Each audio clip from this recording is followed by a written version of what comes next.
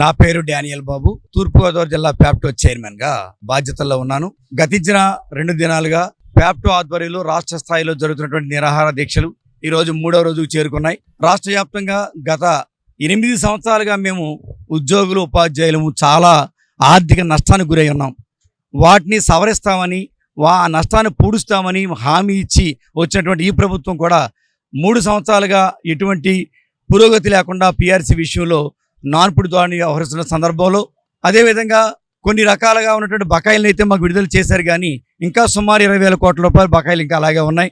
ప్రత్యేకించి PRC commission నియమించే విషయంలో చేస్తున్నటువంటి నాన్పుడి ధోరణిని నిరసిస్తూ ప్రధానంగా మేము రోడ్డెక్కాల్సిన పరిస్థితి ఏర్పడింది. ముఖ్యంగా డిఏలన్నింటినీ కూడా వాయిదాలు వేస్తూ సాధారణంగా రావాల్సినటువంటి ప్రయోజనాలు కూడా రాకుండా ఈ ప్రభుత్వాలు అడ్డుకుంటున్నాయి.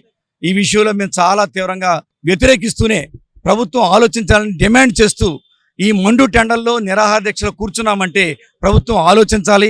ఎప్పటికైనా సరే దిగి రాకపోతే మిగతా ఉద్యోగులను కూడా కలుపుకొని ఉద్యమాన్ని తీవ్రతరం చేయడమే కాకుండా రాష్ట్ర వ్యాప్తంగా ఉద్యోగ వ్యవస్థను స్తంభింపజేసి ప్రభుత్వ కార్యక్రమాలు కూడా స్తంభిస్తామని తెలియజేస్తూ ఈ సందర్భంగా హెచ్చరిక చేస్తున్నామని తెలియజేస్తున్నాం.